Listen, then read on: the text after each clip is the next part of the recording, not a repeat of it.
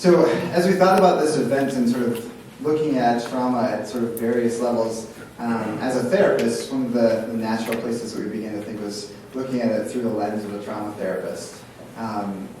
If you are a trauma therapist in the state of Minnesota, you've probably heard the name of our next speaker because he's fairly well respected in this community of trauma therapists for the work that he does advocating for veterans, for the work that he does advocating for Latinos. When I had the first opportunity to meet Hector, it was a real privilege because he served in the U.S. Army for 18 years and served on multiple deployments, and now brings his experiences as a veteran as well as a trained therapist into the work that he does. And I think that you're really going to benefit a lot from hearing his story and the ways in which he began to bring trauma work into his professional world. And so our next speaker is Hector Matascastillo. Did I say that right again? Yes. Excellent. So 2 for 2. And he's an EMDR trained therapist who does a lot of advocacy work and speaking work. He's been involved in the Veterans Resilience Project, which is a program that provides free EMDR services to veterans as sort of an alternative to the services that are provided through the VA. He's currently a therapist at Life Development Resources in Lakeville, where he heads up a therapist team that is entirely trained in EMDR and provides trauma-focused services to the communities that they serve. So our next guest is Hector, and I'll let you come up now.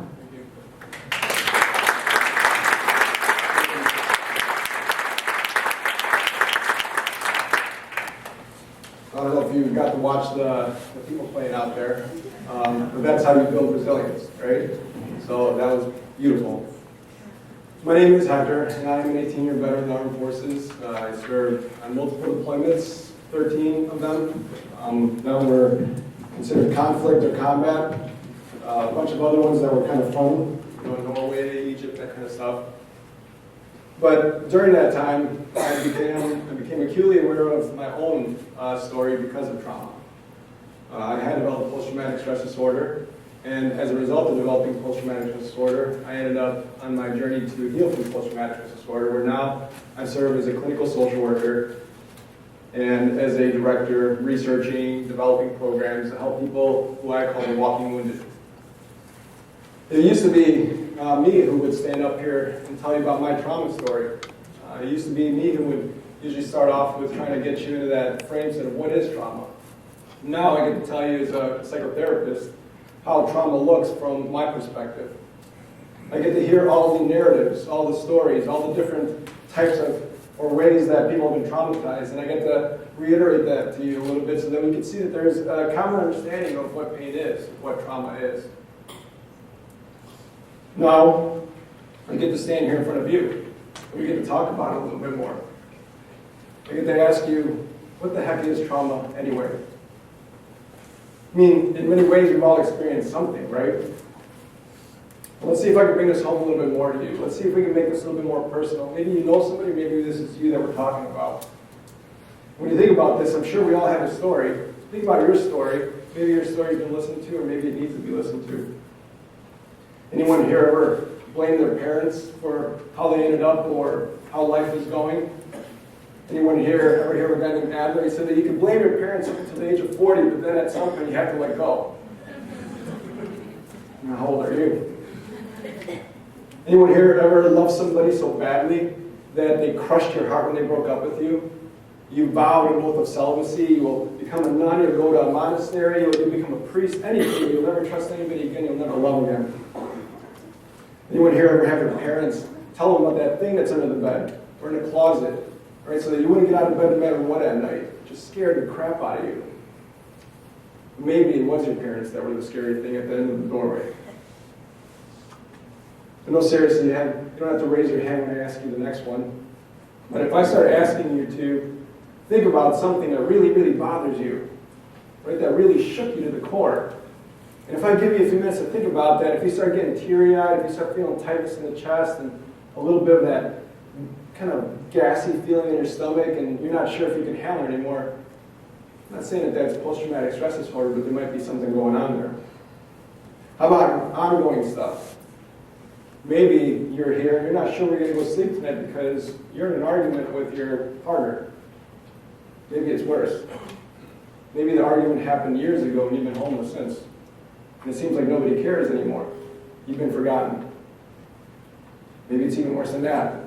You're not exactly homeless, but you're older in age and nobody comes to visit you. And you've been forgotten. Seems funny that I'm bringing all that up, right? Then it starts to get to where your soul is suffering from meaning. And that's literally psychopathology. Has anyone ever felt the tension of hopelessness with thoughts of worthlessness about yourself into dipping into, I don't know what's going on with myself, but I don't feel like I belong here anymore. I don't feel like I'm lovable. I feel like I'm better thrown away and despised. No one here ever walked down the center of a grocery aisle, maybe the cereal aisle, and you've already been told to go because you don't participate in any family things anymore, so you're already irritated, right? But as you're walking down, you realize your wife doesn't get it. She has no clue that this is a marketplace, and this is where anything can happen. Anything can happen. And then that person that's walking up to you, you're looking at them eye to eye, and you realize their head explodes. But does it explode? Does their head really explode? It doesn't matter because everybody's already looking at you like you're the weird one. Palms are sweaty, cotton mouth. You start walking out the door and you realize you need a cigarette real bad because you can taste your buddy's brain in your mouth when his head blew up because of a sniper round. Or maybe you wake up thinking that your leg is still there. Oh, geez, my leg hurts. Or that scar is still bleeding. Right? But then you look and there's no blood. It was like 10 years ago. When is that going to go away? You look to your left and right. You remember that day, as I told you to look to your left and right, where you're just heading down the highway, nothing's going on, and you come off an exit, and you and your friend are laughing, and you look over to the right, and your friend's laughing. Remember that day like it was yesterday, and all of a sudden they're in your lap because you just got a T-bone. Anybody ever have memories like that?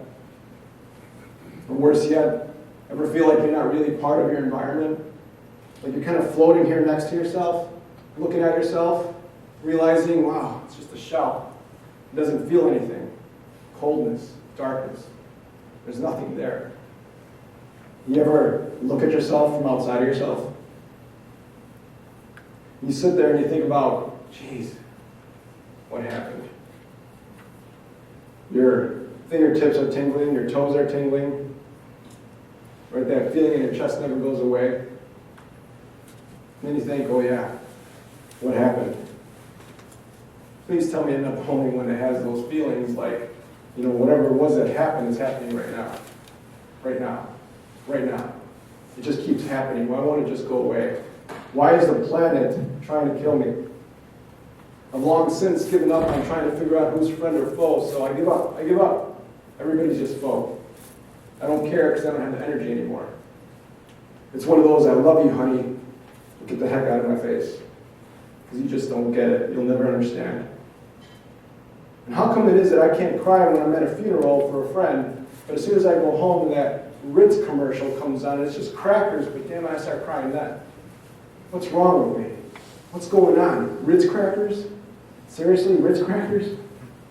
Are you serious? No one else feels that way?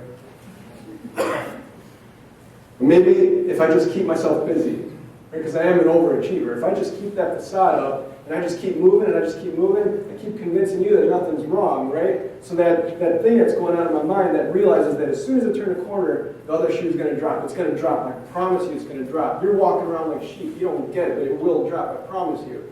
But outside I'm smiling, I'm shaking hands, I'm doing a PowerPoint presentation, and I know that I'm the only one that's going to calm down when the shoe finally drops. Everybody else will freak out, but I would have been ready for it. I've been ready for it for years. Maybe it's just best if I don't think about it. I won't go near anything that reminds me of that day. You know the day when the bridge went down. I'll just have to miss work or the kids' soccer game again because I'd have to cross the bridge to get there. I don't think I need to do that. My friends, they don't get it. How can they? They still think the world is safe. Sheep. They have no clue that everything is out to kill you. And something will eventually kill you, but it can happen now. I used to love that great state get-together. You know the one over here, pretty close to here somewhere. Right, but now I get to watch it from Facebook. Right, as I'm sitting there watching it from Facebook, talking about, Martha's cookies and really nice ice-cold milk, and then that gator on a stick stand right next to the corner of the cob stand. Yeah, no way. Screw that. Some people, like me, would just rather sit there with a 9mm pistol and buy little Jack Daniels. But the only purpose for the pistol, don't get me wrong, I'm not trying to kill myself. I'm just trying to kill the monster that might come out when the full moon comes up. And by the way, every night's a full moon. Every night. Sleep. I need to get some sleep. That just becomes another unforgettable nightmare. My eyes go back and forth, back and forth, back and forth. Scanning and then some. And at the same time every night, I'm up. Sweaty, breathing hard, heart racing, cotton mouth. I'll look to see if my wife or my husband's still there. Where's my hands? Oh good, I'm not strangling them this time. I just need to get up. But every time I get up, the demons are sitting right there in the corner of the room, tormenting me, taunting me, reminding me of what I did. They sit at the edge of my bed and remind me of what I failed to do. I don't deserve to live. Or maybe it's that bastard who did this to me. He's everywhere, in every man. And everyone that gets close to me or tries to touch me. I wake up feeling his pressure on my chest, his breath on my neck, that sick, disgusting feeling of some sweaty hand on my throat, and that pain in my, God, when will it end? It's easier not to go to sleep. But I thank God for the NyQuil, a few shots of Jack Daniels, and that Ambien. Where did I put that Ambien? I know it's somewhere here somewhere. I eat only because my body forces me to, but I wake up wanting to throw up every morning. 3 a.m. 3 a.m. every morning. Did you know that there is an Austin in Minnesota, but that it's not on the way to Houston, Minnesota? Jeez, how long have I been driving? Ever call home, wondering how long you've been away from home, wondering how you ended up where you ended up? Or somehow wake up in Memphis, Tennessee on Monday, but you started drinking in Savannah, Georgia on Friday. And whose car is that? And who's that person next to me? What am I doing here again? Or have you ever woke up in that hospital again and again and again and again, knowing that you're not back there, knowing that there are no helicopters, that there is no sun-bleached runway or sand blowing in your face, and some medic shouting, "Are you okay? You're going to be okay, buddy. You're going to be okay." Screw you, doc. My life has changed forever. It will never be the same. Or how about standing in the middle of a street, maybe a front lawn, right? And you're yelling out commands in Arabic at somebody. And you realize this is just Lakeville, right? I mean, this is just another alley in Minneapolis, right? Or just another party in St. Paul, right? How did that gun get in my hand? How did that gun get in my hand? How did my husband end up becoming my nightmare? Maybe he is my nightmare. Ever shrinking in a corner and bald because the butterflies in your head won't stop screaming. And they keep screaming and screaming and screaming, and nothing can make them stop screaming. And how come everything smells like that place, person, or thing? God help me. I'm in hell and the taste in my mouth won't go away. I guess not everyone has post-traumatic stress disorder then, if you didn't have any of those memories or feelings. And for those of you who may have experienced it, you ever get pissed off when someone throws that 4-letter cuss word out there, like it's funny or like it has something to do with your character or it's something about you got issues? You ever get tired of being blamed for having PTSD and everything that you do is another PTSD moment? Or worse yet, just because you hear backfiring out into the street and you are startled doesn't mean you have PTSD, so stop saying, "Oh, I just had a PTSD moment." You ever get pissed off when you hear that 4-letter cuss word? You ever get tired of hearing that this is a normal reaction to an abnormal situation? Oh, and now we got new normal. Now I have to live with this and give up? You know what? I hate normal. I hate new normal. I hate everything about it. My PTSD. I get tired about hearing about my PTSD. I I get tired when I hear about my husband's PTSD. In fact, every time I hear that my husband has PTSD, nobody ever says, yeah, but PTSD is my family. I'm in hell too. We're all in hell. Come visit our house and see what that's like. And I need help. But the day that they were teaching a class on how to ask for help was also the day that they were saying, here's how you surrender your weapon to the enemy. Here's how you abandon your buddy. Here's how you stop walking your beat because you're too scared. Or here's how to have a successful relationship.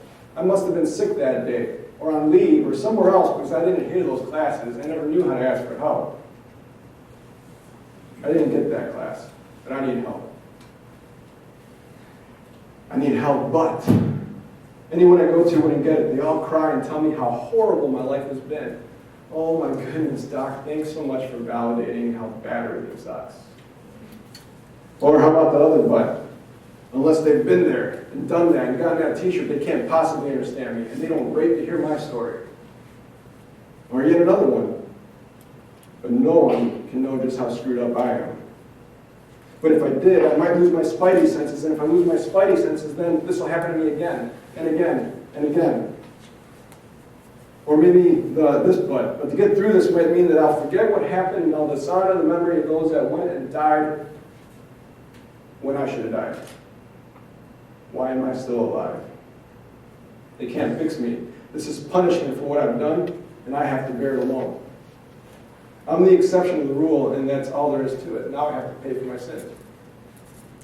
You can't help me, because if you did, I might have to accept it.